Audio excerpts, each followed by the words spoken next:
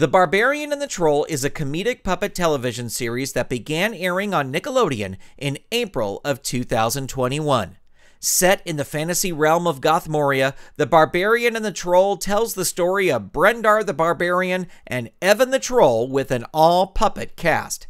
I talked to the show's co-creator, Drew Massey, and series puppeteers Peggy, Etra, and Nicolette Santino about the development and production of The Barbarian and the Troll on this episode of Under the Puppet. You're listening to Saturday Morning Media. And now, back to our show. Welcome to the show that is preserving puppetry through the personal stories of professional puppeteers. My name is Grant Pachoco, and this is Under the Puppet. Drew Massey, welcome back to Under the Puppet. Hey, thanks, Grant. I'm so excited to have you here today to talk about the show you created, The Barbarian and the Troll. And just in case anyone has been living under a rock or under a bridge, in this show's case, can you tell us a little bit what the show is about as we start? Sure, yeah. The Barbarian and the Troll is an all-puppet fantasy TV series.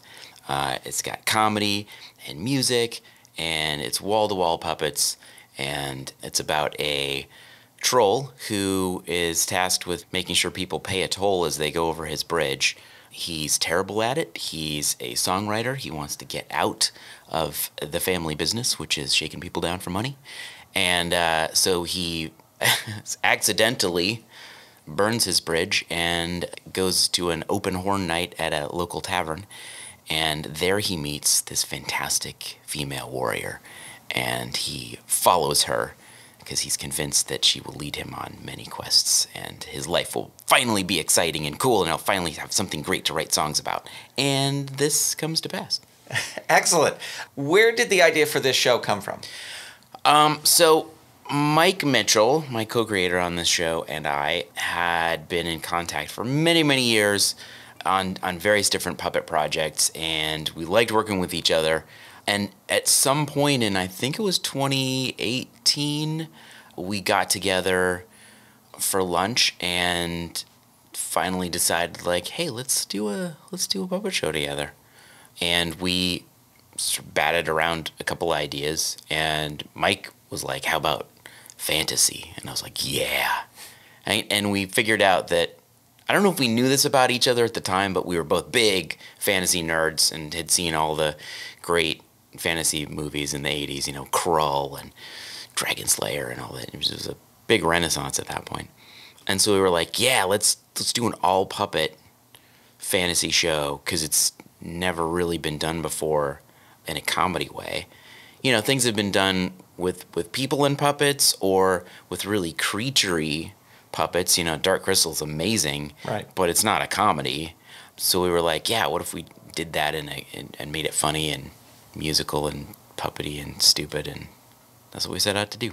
Yeah, I think that fantasy kind of lends itself to puppets just because there are so many creatures. You know, it's a little bit like space as well, kind of lends itself to it. Definitely, yeah. And that was a thing of mine for many years, and hopefully the next thing we do will be in this sci-fi realm, because I was always struck watching movies, like, there are really good puppets and people, but the puppet creatures always kind of stand out. But if everything's a puppet, right, then everything kind of blends aesthetically, and that's, you know, we both kind of set out to do that. And you're exactly right. You can make anybody look weird or anything come alive, and it's a natural part of the puppet world. Yeah.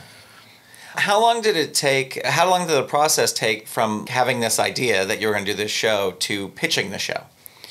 We worked on it for a good, 2 years, mostly because Mike was busy directing Lego Movie Part 2. So he had limited time, so we would get together infrequently. And in the meantime, when we weren't together, we would send emails back and forth, and we'd write stuff and send a script back and forth. And that really was instrumental in selling the show, is the fact that we had written a pilot script that then we could give to the execs and they could read it, and it was good. You know, it was good and funny, and we gave it to all our friends to read too, so they had input, and we really tried to finesse it to the point that it was sellable. But yeah, it was good, 2 years. And when you mentioned the pilot script, when you went in for pitch sessions, was it the pilot script and like did you have a Bible or did you have images? Yeah, we had a little Bible. We had some images. Mike did some great pre-viz character design kind of things. I had some designs. I actually built a rudimentary Evan puppet, which wasn't great, but but I think it all helped. We came in with a lot of material. Did you bring the puppet into the pitch? Because I've heard mixed things about bringing a puppet into the pitch. We did. We actually brought it in at one point, and then I think didn't use it. So yeah, you gotta be prepared, but read the room. Right. Is always my advice. So, I mean, I don't think we needed it. I don't think it did much. It was really based on the script and just the Bible and the strength of the material itself. Yeah. Now, the show wound up on Nickelodeon, but did you pitch it elsewhere besides Nickelodeon? Mm-hmm. Yeah, we pitched a couple other places, but we were really specifically looking for some place that would produce it themselves. And that was really the deal breaker for, not the deal breaker, that was the deal solidifier for us, is when Nickelodeon came back and said, let's do it. And we're like, great. Are you taking it anywhere else? Because sometimes they'll say, let's do it, we'll take it over to Netflix and see if they bite. Or, it's sometimes they're a middleman, but they're like, nope, we're going to produce it, we're going to air it on our network, and we're all in. So that sold us on going with them. Excellent. Can you, because I always see this podcast as something that aspiring puppeteers or creators can kind of learn from. Could you walk us through like a sample pitch session for the Barbarian and the Troll? Like you go in and you just show them the materials, or do you talk about the show, or how does that kind of work? Yeah, I mean, initially we pitched to Ramsey Naito over at Nickelodeon, and it was interesting because a lot of times puppet projects specifically, people won't quite know what to do with because they're like, well, is it animation? Is it live action? Clearly, I mean, it's live action, but Ramsey is in animation, so we pitched it to her. Luckily, I mean, she loved it and then said, okay, well, I'm animation. You should talk to Shauna over in our live action department. And so we actually had several pitch meetings before they said yes. It was first Ramsey, then Shauna. Then we pitched to Brian Robbins, who was the head of the network at the time. Excellent. And that's just meeting with them, showing them the materials, yeah, talking to them. Yeah. So walking through a pitch, like it changes every time, which is why I love pitching. Anytime anybody wants me to help with a pitch, I'm in, because it's always fun to go in and get experience reading the room. Like, is the pitch being well received? Should you move on? How quick or slow should you do certain parts? Ramsey was so receptive. It was a pretty easy pitch. I think she was a fan of Mike's work before, and she had seen some of my stuff, and really liked it. So we got lucky. She was a real champion of the show, kind of from the get-go, which was really nice, because I think she talked it up to Shauna, which gave Shauna, I mean, she was probably already confident in it anyway, but then she, said good things about it to Brian. So by the time we got to Brian, we had built good buzz, yeah. as it were. And Brian read our script, which I think was instrumental in getting it sold too, because he purportedly really liked the script. So, how many to write that pilot script? How many revisions did you go through? Oh, tons and tons of revisions. Like, that was a good portion of those 2 years we spent, figuring out what we wanted. And by the time we quote unquote finished it and gave it to Brian, like, it was bloated. It was so it was way more than the 22 to 24 pages you're supposed to have. It was easily twice that long. So we're like, well, we know it's a lot, but it's, a sprawling fantasy world. So, and it was a testament, I think, to the world that we built, that people had the patience to slog through that 48-page script that we gave them. So, yeah. But it was, there was a lot of revisions and rewrites and adding jokes and, taking jokes out and putting other stuff in. And yeah, it was a long process, but really worthwhile. Yeah. What would you say was the biggest change from your initial pitch to what we saw on the screen on the series? Was there anything like, yeah, we had to lose that or we had to change that? That's a really good question, and fortunately, nothing really got left by the wayside. Things did change. Initially, Stacy, I believe, was named Linda, and she was Horace's wife, not his daughter. So that's probably the biggest change, because Stacy's one of our main cast members. Yeah. And eventually it became a father-daughter story. And a lot of the execs there at Nickelodeon really know storycraft and really helped to shape the story into something that was more kid relatable and fun. So yeah, we got really lucky in a lot of ways, because we didn't feel anybody at Nickelodeon was just giving a note to give a note. It was always geared towards story and focusing it towards their audience. Yeah. So, but that's probably the biggest change. Right. Well, one thing I love about the show is that, as far as I can tell, you used physical sets. You were on sound stages and stuff like that, and then you even shot outside for forest scenes. Oh, yeah. Was there ever any consideration of using sort of green screen or digital sets, or were you determined to use real sets for this? We really, from the get-go, wanted to take puppets into a forest and shoot in real environments, just because we thought that would be super fun.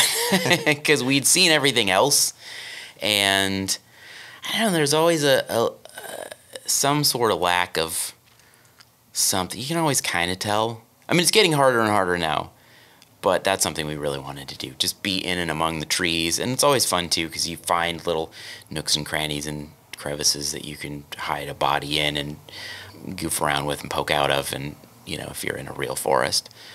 It's messy and expensive to do it that way. Yeah. We found out. Because of budgetary considerations, we had to move the production to Vancouver, and we really wanted a good half of it to be out in the forest, and they're like, you get 7 days, and I think we ended up only maybe using 5 of the 7, because it's a massive expense to move the entire production out to the forest, get them food and set up the porta potties and all that crazy stuff. And even though they have a ton of stuff in Vancouver, it was still really expensive, and turns out super cold. We I was really close to getting frostbite one of the days, so I was actually really happy to move out of real environments at one point. I think, though, that when you see a puppet out in the real world, that's not obviously on a sound, even away from a soundstage, but out in the environment, it's really engaging. It's just, there's something about it wow, he's outside, Yeah. So I think it's great that you did that, and even if it was only for 5 days. Thanks. Yeah. No, I think we got a lot out of what we had. We made the most of our shoot days out in the forest. The whole bat sequence was out in the forest, and we had Peggy and James, who played the bats. You'll hear from Peggy in a bit. They were just stuffed in old stumps, performing. Anyway, it was a lot of fun. Yeah, for me to watch, because I didn't do it. I just watched them suffer. It was great. Right, with a cup of coffee. Yeah, exactly. Watching on the monitor. Yeah. Now, you created the show, you were a producer, you're a writer, you played Evan the Troll, among other things. How did you juggle all that responsibility during production? I drank a lot of coffee. I didn't sleep. And the other thing, too, was I brought my son up with me. So, what really blew was that because of COVID, he couldn't visit the set. Not once. Came up with me, hung out in Vancouver, had a great time, but he couldn't visit the set, which kind of sucked. It was tough. I kind of had to hit the ground running and not look back and not stop. And that's what I signed up for. That's what I was totally into. And I found that I love being that busy with creative stuff. Right.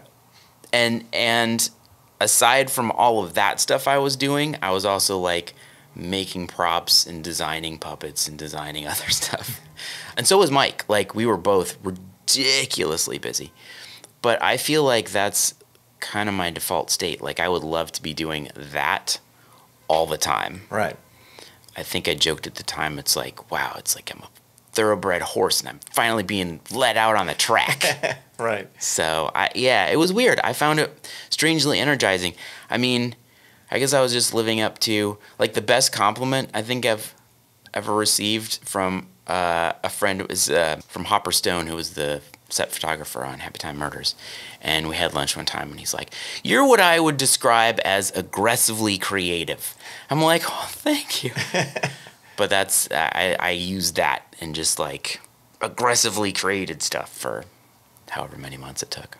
Yeah, I remember I was working on a project with somebody, and Seth MacFarlane came up, a creator of Family Guy, but he's also a writer on it and a producer of it, and then does a ton of the voices. Yep. And the person who I was working with was like, "Oh my God, I couldn't, like, that just seems like a nightmare for me." And for me, I'm like, "No, that would be awesome. I would love it." So yeah. It seems like that same kind of thing. Yeah, it is. It's really surprising. Like, the more you do, the less time you have to concentrate on how tired you are. So you just, I don't know. It's a strange thing. I don't know that I could sustain it for years and years, but maybe. I don't know. Yeah. I'd love to be put to that test. Love to try. Yeah. Yeah. You hear that, studios? Drew is ready to go. That's right. So let's talk about the puppets for the show. You mentioned that you and Mike both designed them, but who built the puppets for the show?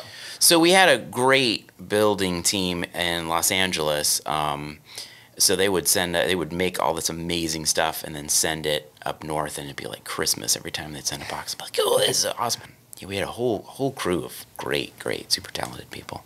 Yeah, the puppets are just beautiful. Like and so, like, not different style, but just different shapes, and like, it's just really great. It really has sort of that. I mean, I don't want to. We're not comparing it to the Muppet Show because it's a different show, but just like when you watch the Muppet Show and there's big ones and little ones and tiny ones, and it's a lot of fun. Thanks. Yeah, we tried to get a whole sense of scale in there and do things that were very.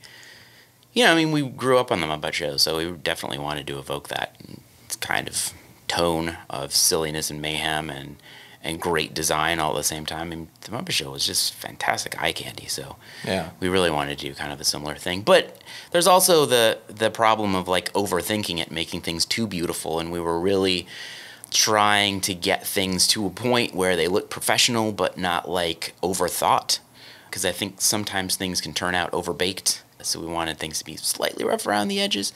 I always loved about craft stuff. As a kid, I'd watch it and I'd be like, "That is so amazing and so cool." And there's just enough roughness around the edges that I feel like if I had enough time in my own room or workshop, I could do something like that. So it was really inspirational. Yeah. It wasn't like, it was just to the point of being unattainably awesome. But it was attainably awesome. That's what we sort of aimed for. Yeah. And it was funny because even with arm rods, Mike and I were like, "Yeah, so we want this kind of little bit grungy aesthetic." And the Nick execs at one point decided to remove all the arm rods. And they came to Mike and they're like, "Okay." They were all nervous. They're like, I know you and Mike really like I know you and Drew, they said this to Mike, "I know you and Drew really like the arm rods, but we're thinking of taking them away." And he's like, "Great." I'm like, "What? Why, really? We thought you He's like, no. We don't mind them. Like, you can take them out. That's fine." Awesome. Well, as a puppeteer who goes on auditions, how do you make your auditions for your projects different from regular puppet auditions, or are they not different? Are they exactly the same? But I just figure as a puppeteer running auditions, it might be a little different.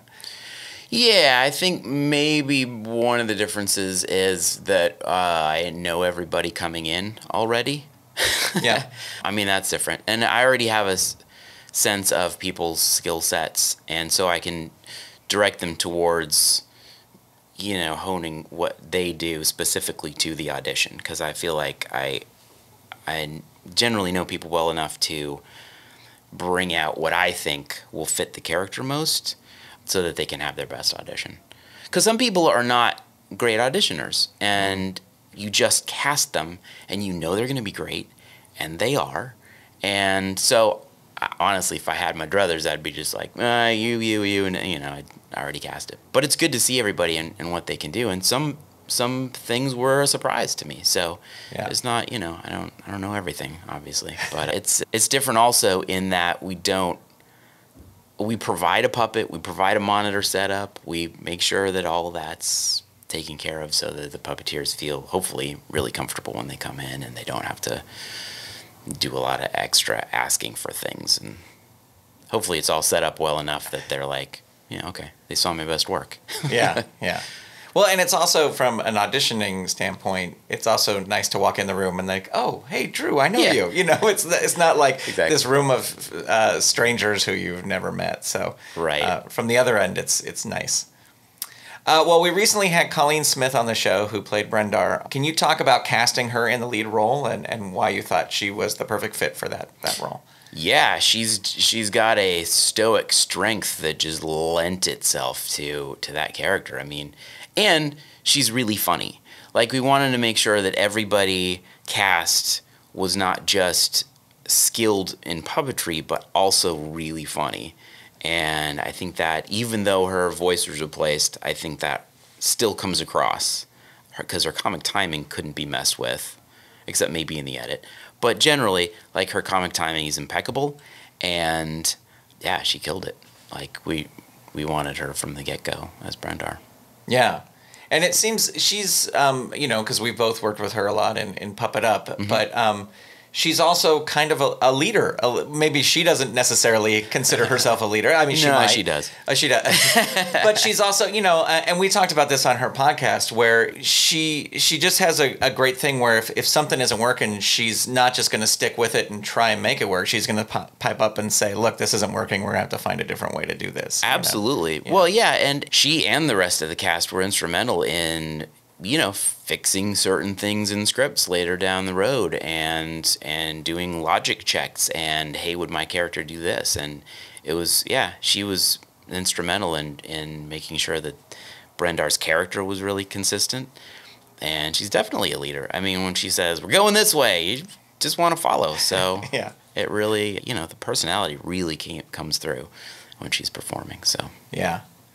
Well, one thing I don't think gets talked about enough in sort of write-ups about Barbarian and the Troll is that the majority of the puppeteering team were female puppeteers. Yep. And it was really groundbreaking that, because I can't think of another production, that did that. So talk about that and about assembling that great team of puppeteers. Thanks. Well, I'm glad you brought that up, actually, because that was one thing that we aimed for.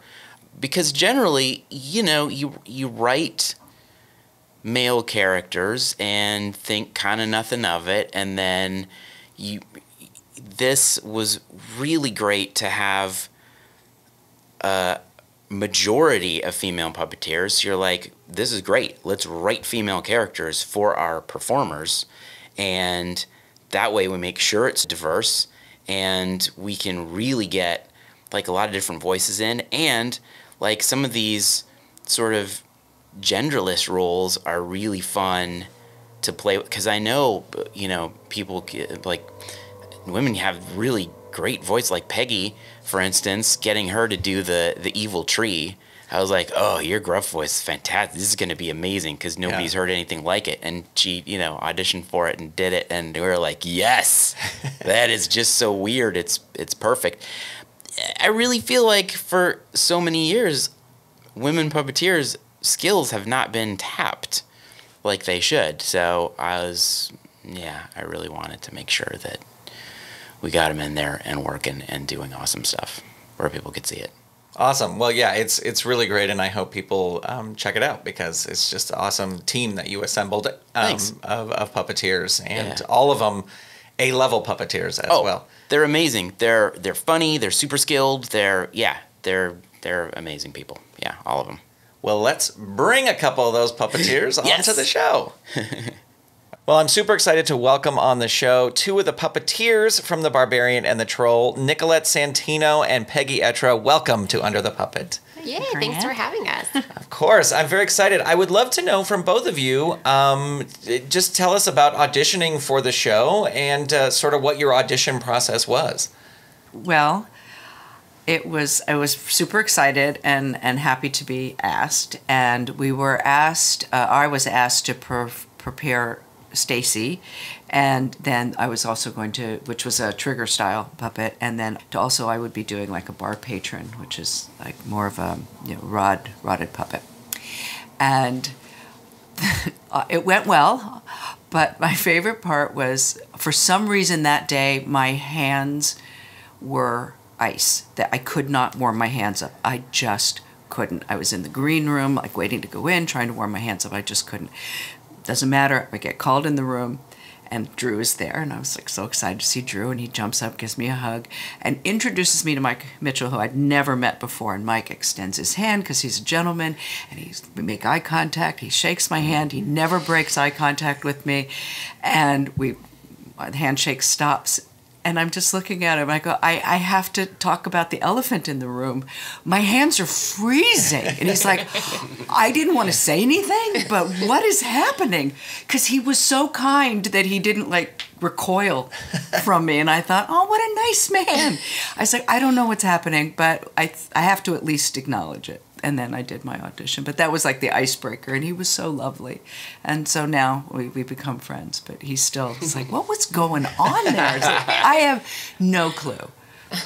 He's such a warm person. He's such, that's what it is. Yeah. But it was one of the first times in an audition I felt comfortable enough to just be myself and to just go, I have to just say what's happening, because otherwise he's going to think I'm a corpse from there.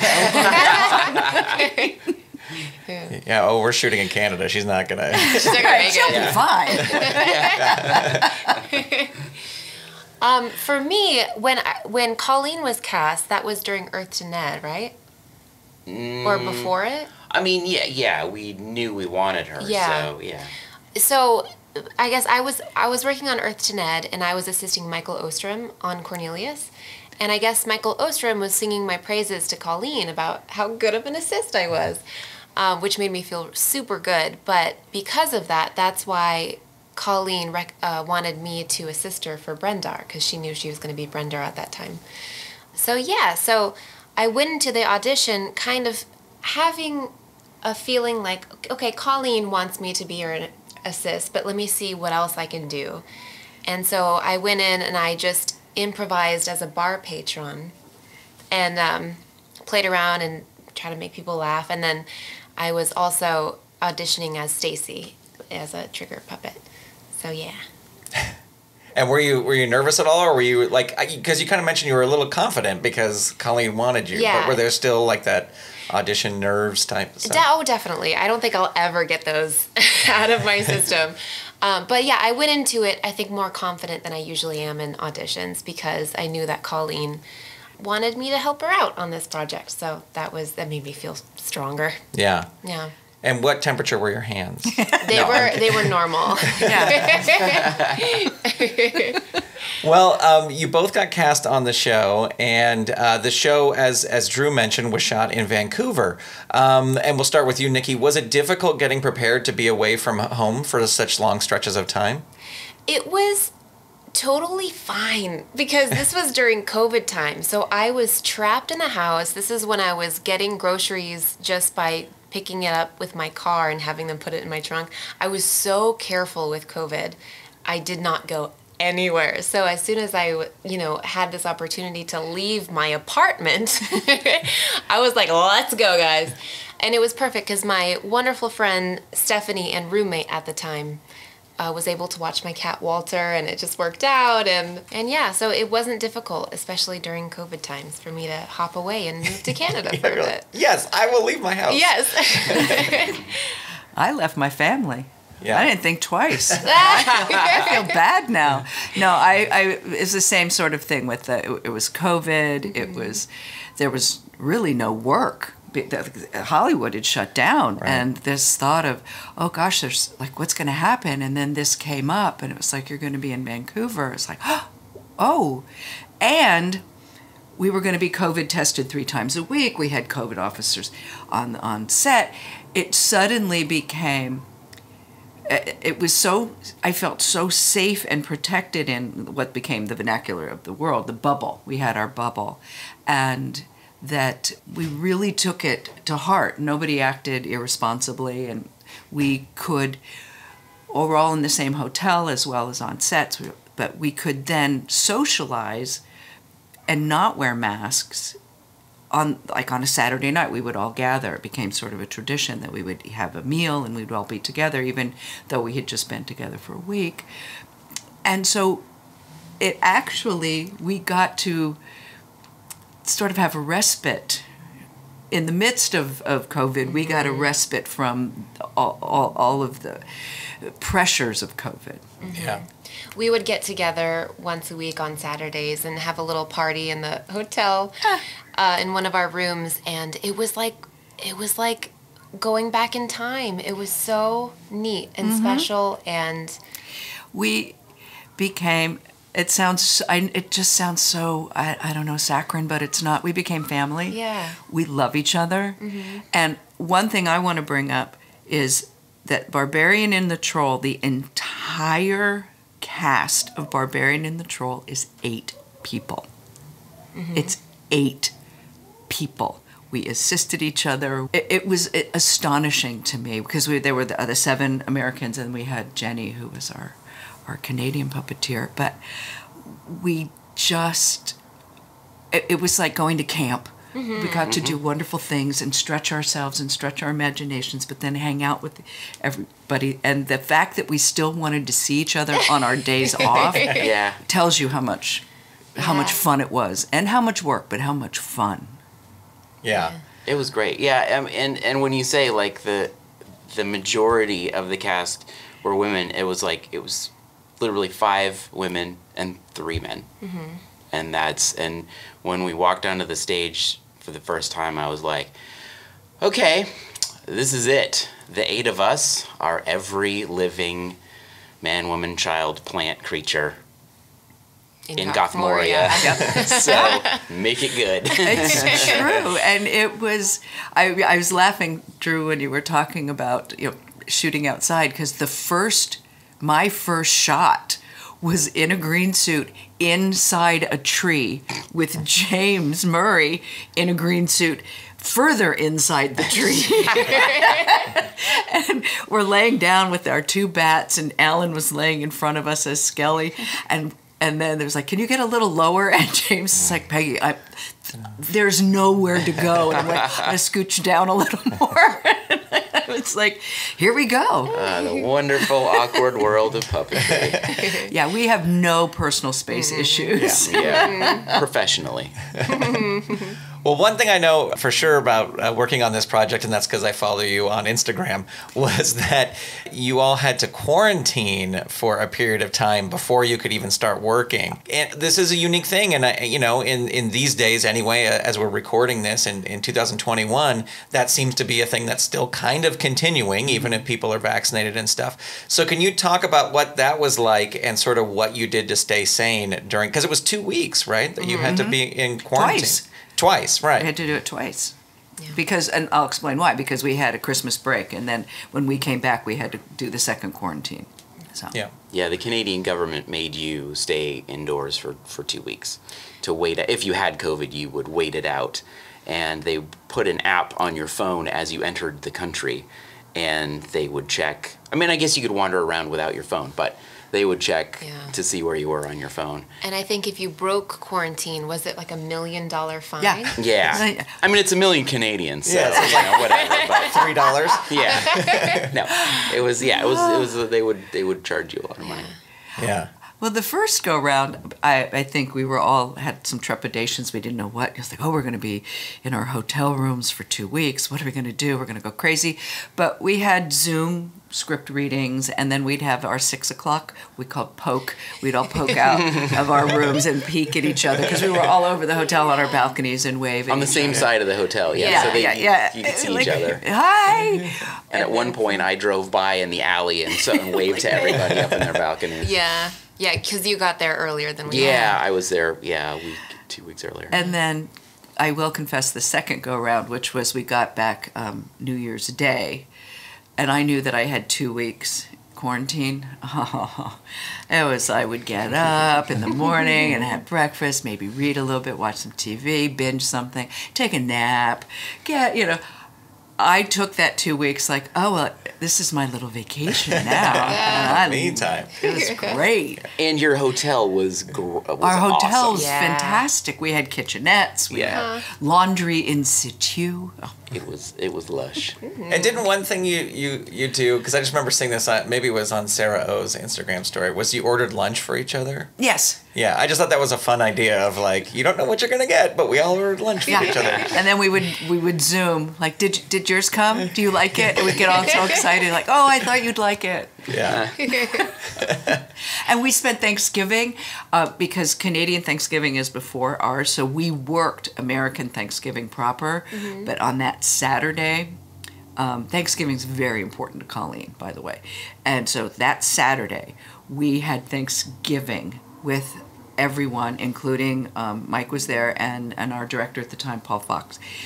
And the hotel room was like small. It was lovely, but it was small. And we shoved, I think it was 12 people in that room. We all had, been COVID tested, blah, blah, blah. It was one of the best Thanksgivings I think I've ever had. The food was amazing. Me too. By the way, when you're casting a show, cast people who can cook or know how to order really good food. And we just sat there and told stories, and we're really thankful. It was like the reason you have Thanksgiving is to be thankful for those in your life, and it was truly that. It was special. Well, you both played multiple characters on the show. Can you talk about the challenges of playing multiple characters on a project like this? I know for me, it's like, how do I keep these voices straight? Right. I wouldn't even know. So, Well, when I went into the project, and I learned of how many voices I'm going to have to do, I remember turning to Drew and going, Drew, I have some voices up my sleeve, but I don't know if I have 10 voices up my sleeve. This is hard. And sure enough, I was able to surprise myself and come up with completely different characters, completely different voices that didn't sound the same.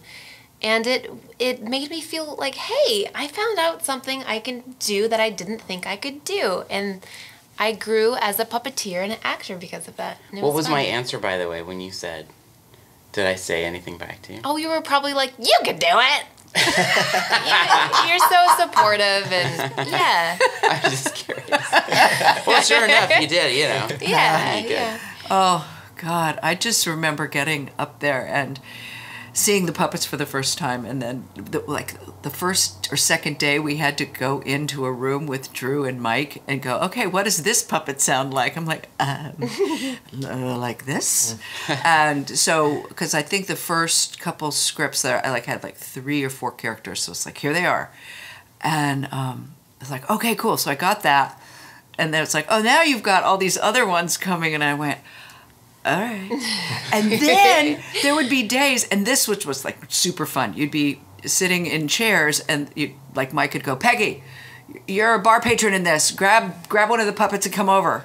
You're here. You're at the table. You're going to say something. Okay, cool. You're going to say this. I ordered chopped salad. Go. And we're set. Go. And you're like, okay. And you just blurted something out, and you went, oh, that was good. And then that character showed up later in the gnome market. I went, oh, they liked her. Yeah. And they got to play the henchman at the end. Yep. Just, oh my God, it's so they funny. kept, oh my gosh. And then a king, played King of Nordonico. That was a fun thing where we just decided to gender swap 2 roles just for the hell of it. The day before. There's the day before. Oh, Drew's going to do this and you're going to do that. And I went, all right, I'm going to go home now and come up with something. Yeah. But that idea. I love you if I ever was just, do it. It's so good. Welcome, Queen Brenda. No, Yeah. To your coronation. Ha! Ha! Yeah, I laugh. So good. But that we felt comfortable enough and loved enough and supported enough to try. And sometimes it was literally with Evil Tree, go deeper. And I'm I didn't know I could. So they lovingly stretched all of us into a growth that I think when we all left there, we all felt really accomplished in what we had left for the show, but also that we had grown as puppeteers and as actors and as people. Right. I just want to emphasize the atmosphere that you and Mike created, and I think what everyone created was so supportive, and we all felt so safe, and we knew that we could make mistakes, try new things, fall first, and then succeed, and everyone's going to still support you. And I think that's what made the show so great, is that we were so trusting of each other, and I think that is the kind of atmosphere that should be strived for on every project. I think so. I do think so. I think it made us feel a loving ownership of the show, that I like Linda and Michael, who are the two skeletons. They started out in Horace's castle. There was a whole bunch of skeletons there, and then it moves forward. But Mike enjoyed like, we're going to put Linda and Michael in this one, or Linda, but just have Linda and Michael be in. And it was like, oh, and they grew together. And I was like, this became part of the fabric of the show. And I loved that. I loved, watching the gnomes. Oh my God, the gnome. Nikki and Sarah as those gnomes, T. Winkle and Wee Tinkle. I could just watch that. I could just watch that forever. It just made me so happy. Me too. I'm really glad you felt that way, because that's really what we tried to do, and because we needed everybody to succeed, and figuring out how to get that was key to making the whole thing work. And I just have to bring this up too, because this is really, I've never had this experience before. Not only did we feel that way as a cast, our crew, to the person, loved us and told us daily how much they enjoyed doing the show.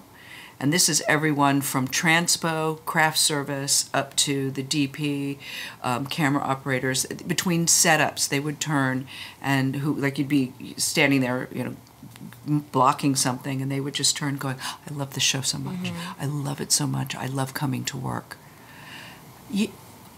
Well, that's a lovely place to work.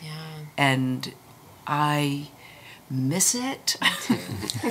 Yeah, it was hard. It was hard work. Yes, but it was really fun. Joyous. Yeah. Yeah. Well, I'm really glad. From the top down. And from the top down, Drew. Well, you and Mike from the top down. Mike and I are both really pretty joyous people. Like we're not yellers. We don't we don't get. We've seen it done wrong, I think, in some places, and then we were pretty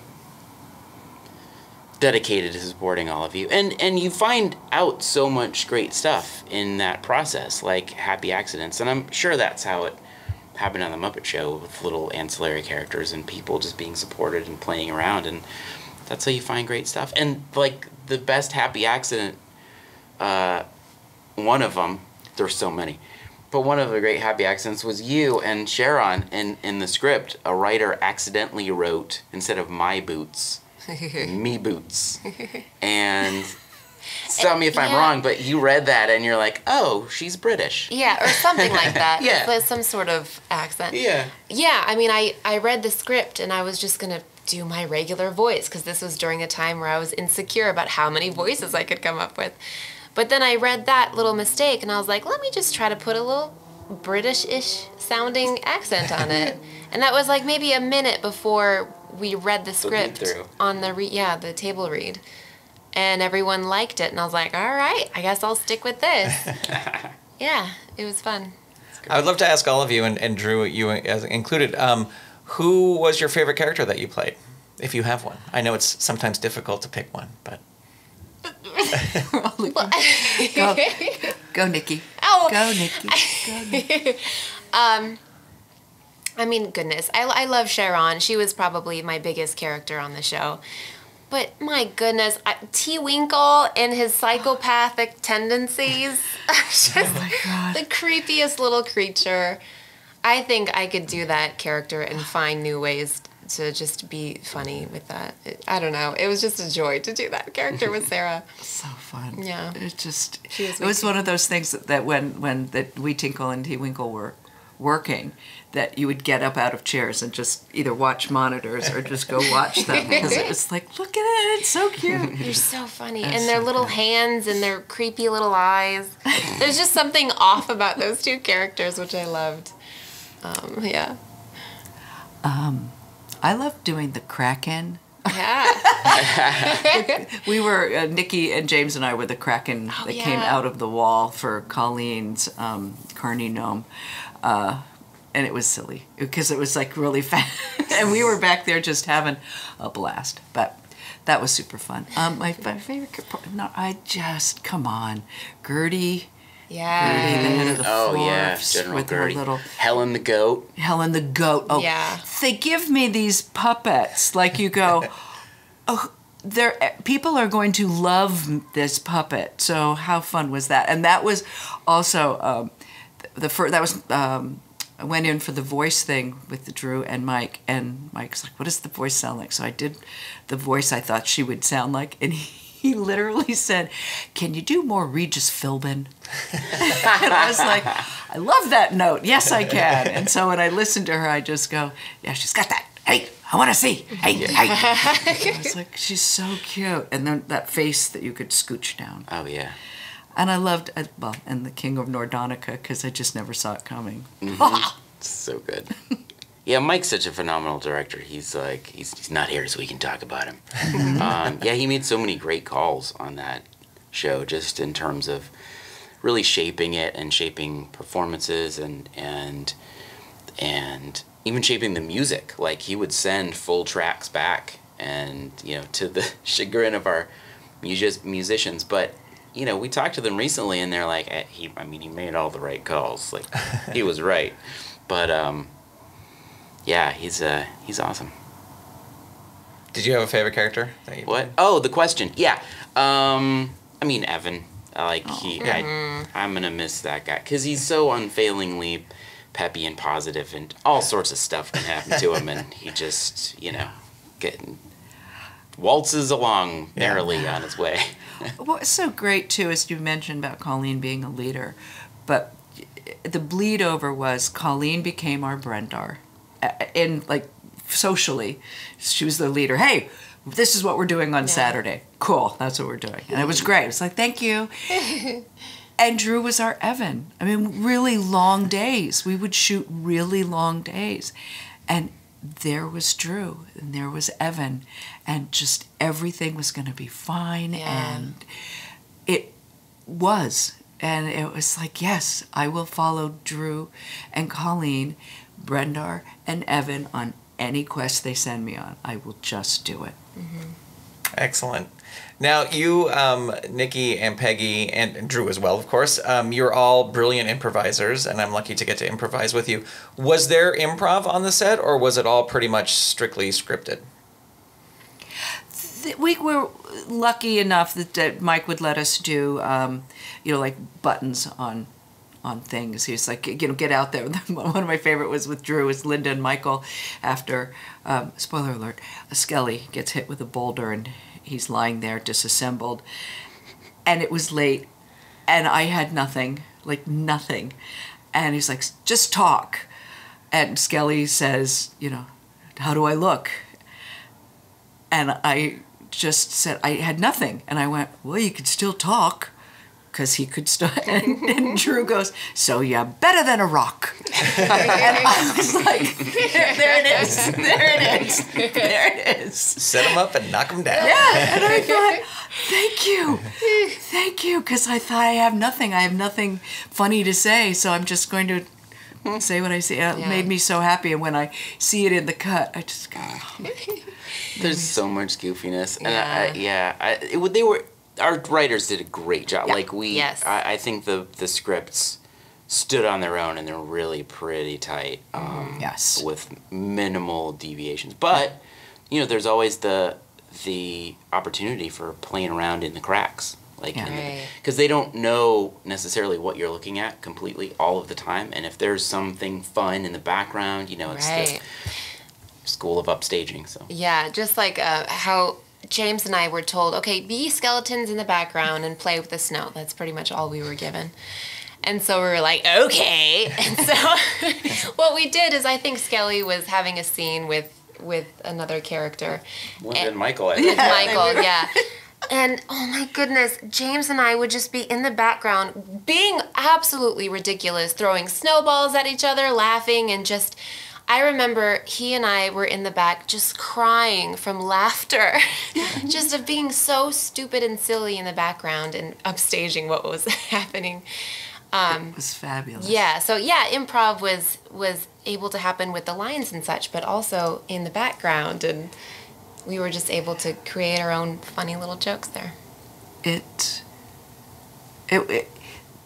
Yeah, that sort of bonding and knowing, yes, the scripts were amazing, wonderful, great, tight, but also if you're shooting something and something goes a little awry, you knew not to just stop. It's like, oh, I'll comment on it or I'll incorporate it. And if it works, great, and if it doesn't, that's great too. But it wasn't like, shoot, now what happens? What do we do now? It's like, we roll with it. It's okay. Something gold could come out of it or nothing. It doesn't matter. We had a pretty solid foundation with the scripts, but you know, one thing that's really great about puppets is that after the fact, even after it's all shot, they're so forgiving of overdubbing and putting other lines and punchier jokes in.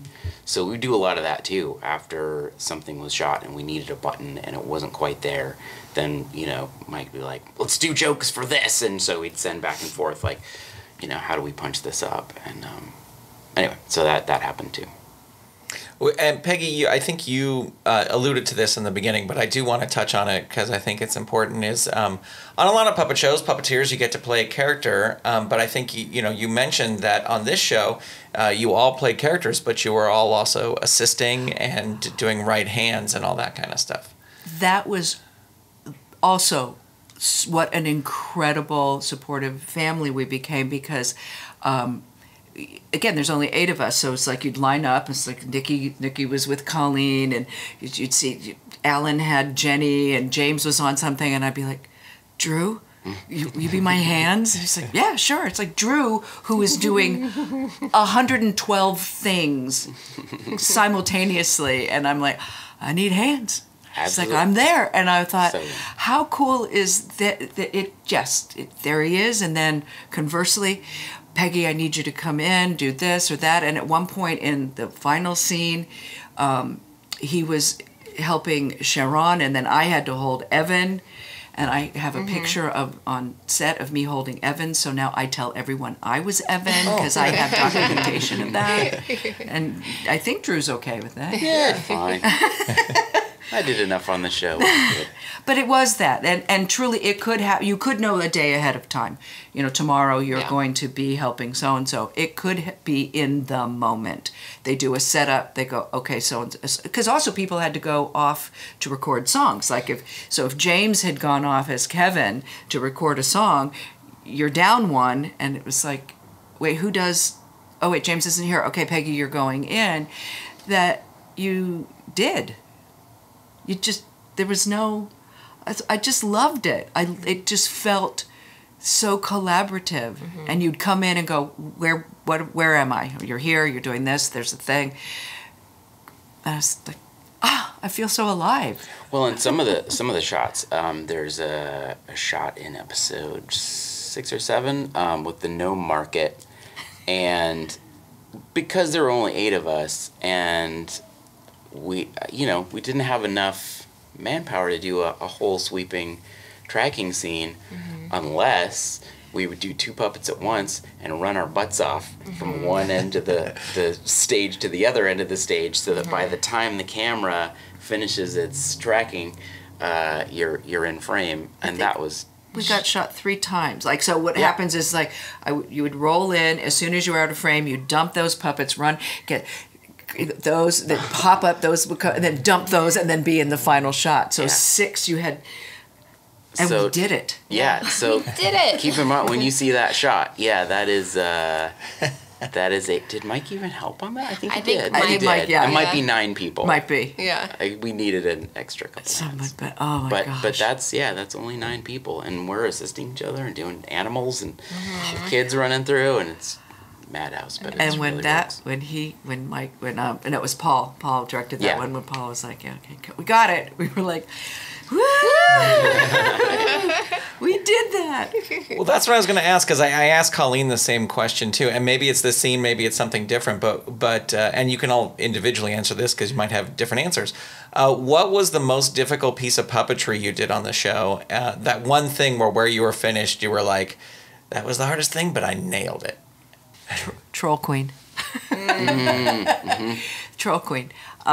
She's heavy and she's a wood body, so her body's unforgiving. The torso, and Sarah was doing my hands, and it was another shot that the Troll Queen was running through the kitchen, so she had like 5 spots she had to hit. They were trying to do a master shot. So she started at the sink, she went to Evan, she went to the fire, she chased Evan around the table, went back to the sink, and then went to her husband. And then supposed to grab something out of her husband's mouth. And there were monitors set up everywhere. And as soon as he yelled action, and it was just trying to remember where I was supposed to be, hold that thing up, make sure Sarah was, taken care of as well, because she's got to be in front of me.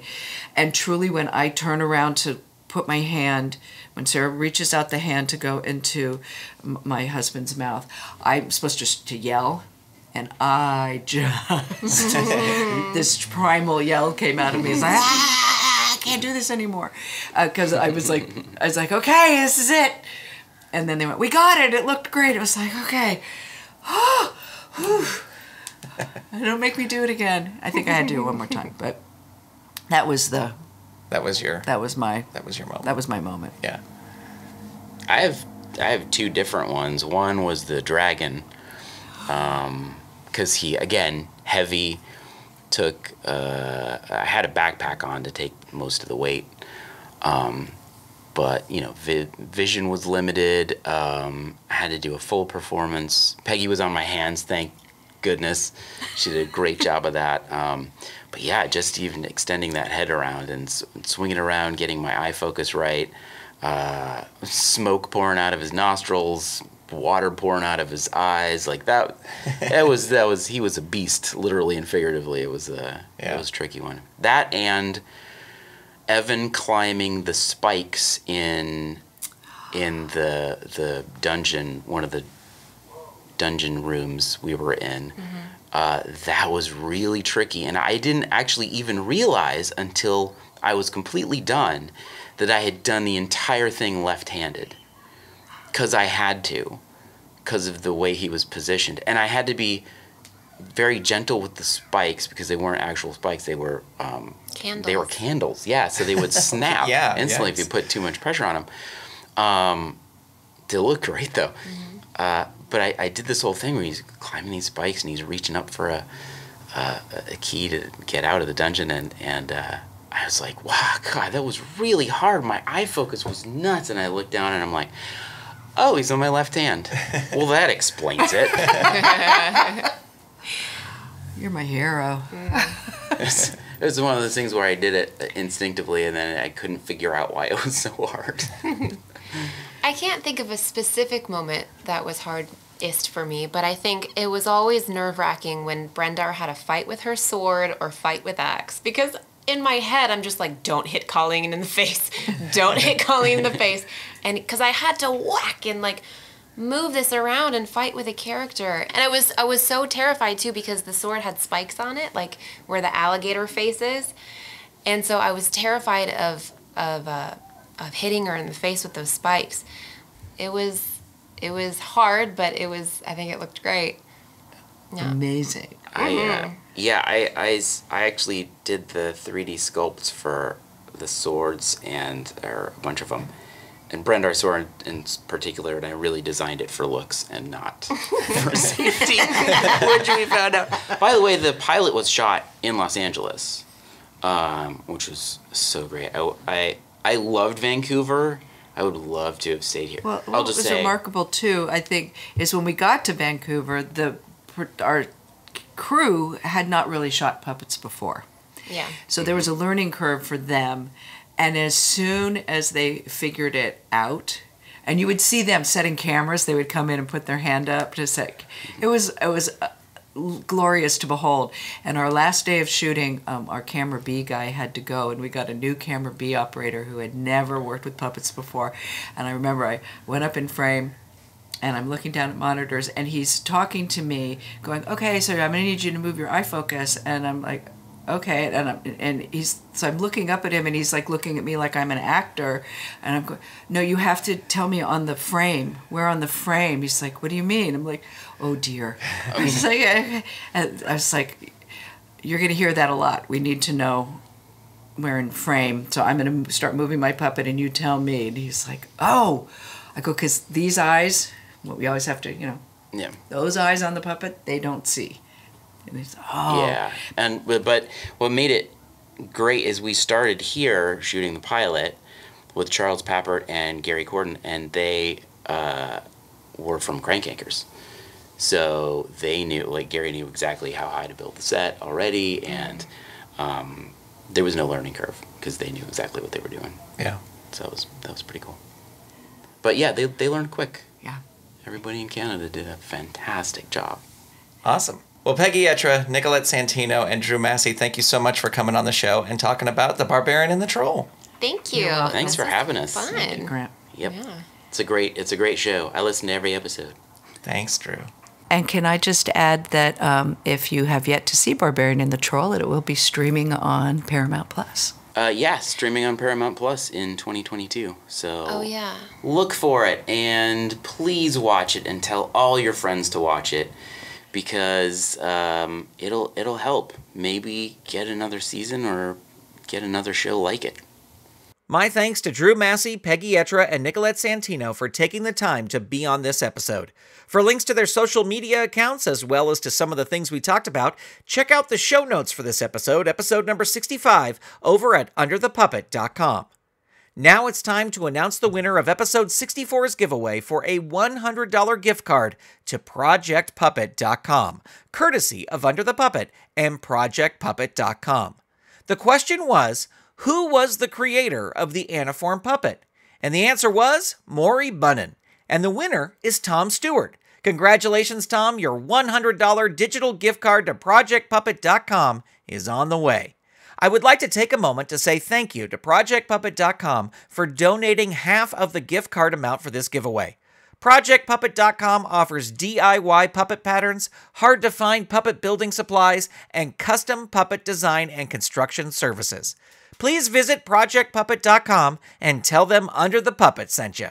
You know, the ProjectPuppet.com gift card giveaway was so popular, I'm going to do it again. This time, the giveaway is for a $50 digital gift card to ProjectPuppet.com.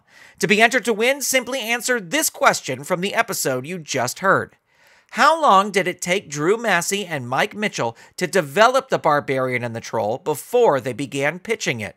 When you find the answer, send it in an email to underthepuppet@gmail.com with the subject line giveaway, and you'll be entered to win. All entries for this giveaway must be received by November 15th, 2021. The winner will be chosen at random from all correct entries and be announced on the December 1st, 2021 episode of the show. One entry per household. Good luck.